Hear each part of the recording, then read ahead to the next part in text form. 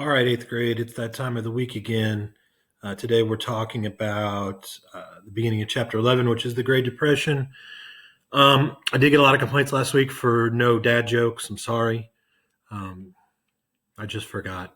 So, why was the broom late? It overswept. So, there's that for this week. Hopefully, everybody's doing good. You do not have to write these notes down. Uh, just watch the video if you want, or just read through the notes and answer the questions. Most of you that are turning those in are doing a great job. Um, so my assistants are in their rooms. I do have a couple new assistants, a pile of unfolded laundry, and a sink full of dirty dishes. But otherwise, we're ready to go. We talked about in the last chapter the Roaring Twenties were called that because the economy was going up and up and up and up and up. And, I compared it to the first hill of a roller coaster, although in this instance, nobody knew it was going to come crashing down. Some people did. Some people tried to warn everybody, but nobody was really listening. And so today we're going to talk about the beginning of the Great Depression. Again, I'll try to keep this under 10 minutes. I can't make that promise because I talk a lot. But like I said, check in with me if you want to. Send messages on Google Classroom, email. Your email's open now. Keep everything appropriate because you got to be signed in. Finish your sheet whenever you can.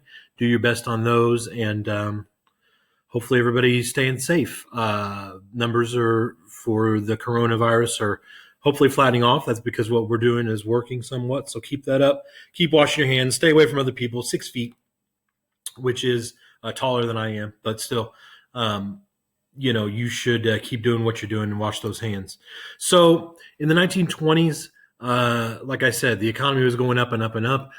One of the problems was, and we mentioned this at the last week or maybe the week before, is that everybody was buying with credit, which can get you in big trouble. You can think like, hey, I just got this for free if you use a credit card, but you have to pay that back, not just what you spent, but also with interest. And so I know people that I went to college with that were $10,000 in debt because when you turn 18, anybody turns 18, they start mailing you credit cards right away.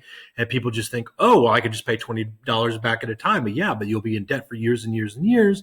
And if you buy a PlayStation 5 for $400, you'll end up paying $1,000 back on it. And it'll take years and ruin your credit score. So, in 1920s, obviously, we didn't have the magnetic strip credit cards we had then, but people were still buying on credit, or what they called back then on margin. And so everybody was putting money in the stock market. When I say everybody, in 2020, we got like under 10% of people in America put their money in the stock market. Back then, it was everybody, teachers, grocery store workers, everybody was buying stocks because the stocks were just constantly going up and up and up and up. And nobody thought there was any way there was going to be a chance anybody was losing money. Of course, knowing that this section is entitled The Great Depression, that that's not the case. But we're going to talk about today how that happened. And so in October 1929, basically, there was a large-scale sale of all these stocks. And this is a law of supply and demand. The more people sell, the less they're worth. The more people buy, the more they're worth, okay? If there's not much of something and people really want to buy them, they're expensive, like Lamborghinis or whatever. If there are a lot of something and people don't really want it, then it's cheap, like sand or pencils or whatever. And so that's how the law of supply and demand works. And so whenever stocks are sold, there's a bigger supply of them and there's less demand. So they become cheaper and the value goes down. Stocks are pieces of companies. Okay. And so how much a stock is worth tells you how much a company is worth, whether that's Google or, whatever 1920s company you want to talk about, Standard Oil or whatever. And so in October 1929, people started selling stocks. You saw in that video we watched before he left, the guy went to the bank and they're like, hey, let's not sell our stocks. He's like, give me my money. And they're like, all right. And then he started spreading rumors they wouldn't give him his money back. So people panicked a little bit. And so the stock market starts falling and falling and falling. And so most investors are not really super worried in the beginning. Stock markets go up and they go down. They fluctuate day to day, hour to hour, month to month, or whatever. But generally speaking, over time, they trend upward. And so they're like, this is just a temporary pothole in the road. And the only thing that could really ruin this is if everybody panics and everybody sells their stocks off. As long as we don't do that, as long as we don't all panic and all sell our stocks, we'll probably be okay. Spoiler, we all panicked and we all sold our stocks. Okay, and so in the late 1920s, the stock market was higher than anybody ever even thought was possible.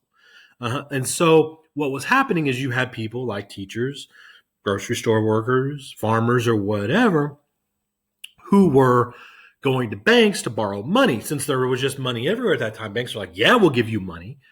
And so they would take loans out. And so the banks, here's something people don't understand about banks. Banks don't just store your money in a box.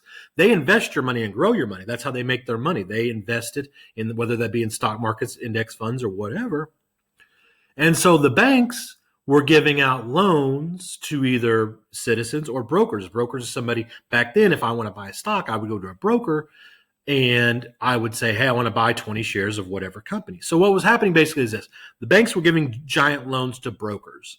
And then a teacher or somebody would go to the broker and be like, I want to buy stocks, but I don't have $100, $1,000 to start. And the broker would be like, I can give you that loan.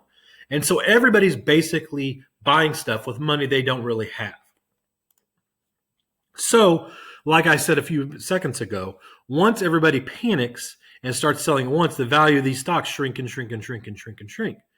And so the banks who take your money, take everybody's money throughout ever since the existence of banks and try to grow them, their value of their stocks shrunk incredibly. And so they were like, uh-oh, we don't have any money, which is a big problem. So they would go to the brokers and they would say, hey, buddy, remember that $1,000, $2,000, $10,000, whatever loan I gave to you? I'm going to kind of need that back. And so the broker is like, okay, well, all right, I loaned all that money out to farmers, teachers, grocery clerks, whatever. I'll go get it from them. So they would go to people like me and be like, hey, I need my money back. And people like me would be like, okay, well, I got some money in the bank. And so then I would go to the bank and be like, hey, I need my money. They'd be like, okay, hold on. I loan that out to the brokers. I'll get it from them. Then I'll give you your money. And then the brokers would be to me like, hey, I need my money. And so it was basically a big triangle of like, I don't have the money. And so when you buy on credit with the idea of, I don't have this money now, but I'll get it later to pay you back. If the money dries up, then everybody's up a creek without a paddle, as they say. And so, like I said, for the first few days, prices were going down and down. And most experts were like, the famous saying that comes later is when Teddy Roosevelt says, we have nothing to fear but fear itself. This is what he meant. As long as we don't all panic and ruin the economy ourselves, we'll come through this. But also, you should be afraid of snakes. He didn't mention that, but whatever. And so 13 million shares were sold on October 24th, which became known as Black Thursday. And the stock market just crashed. Our total economic output was cut almost in half, as you can see here, 104 billion to 58 billion. If your gross national product of your country is cut in half in a matter of months, that's a nightmare, an absolute nightmare. And so, like I said at the very beginning of this, there were some people who were saying earlier, like, hey, this might be a problem. Farms are failing. Factories are producing too much stuff. They're not selling it all. We have a surplus. Remember, the supply is too high. The demand's too low. Then things become worthless. If you keep producing cars and nobody needs a car, everybody's got one, then the cars you're producing are not worth anything.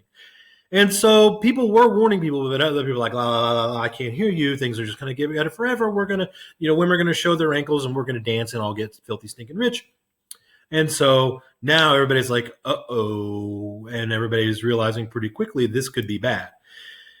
And so the other problem is that the rich people who have been stockpiling money, once the stock markets shrunk up, they started buying off all that stock. And once the prices went up, they were the only ones that had any money left at all. So even when the stock market started to rise, the people who were like farmers, and I keep saying farmers, teachers, grocery store clerks, but people with common working jobs, they now don't have any money in the stock market and their value is going down, whereas the rich people. And so that gap is growing wider and wider and wider.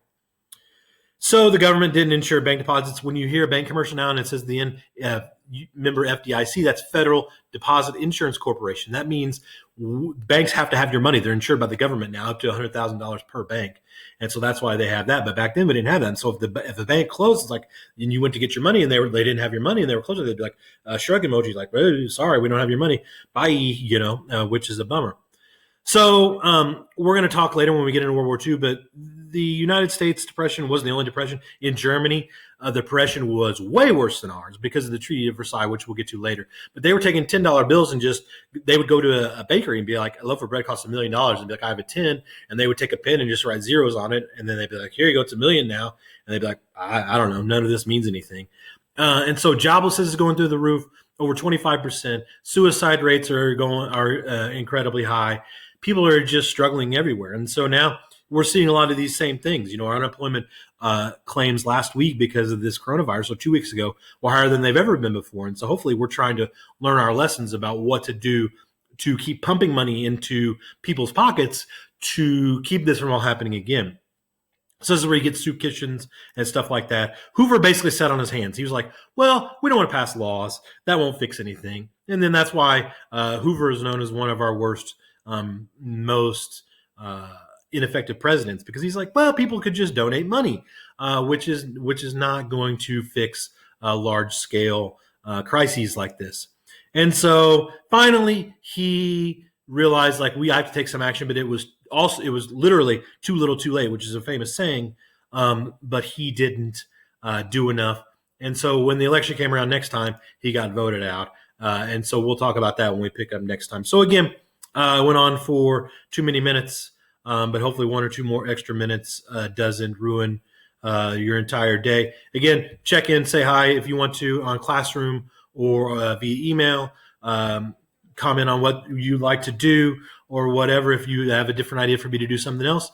But just say hi if you want to, and I will talk to you later. Bye.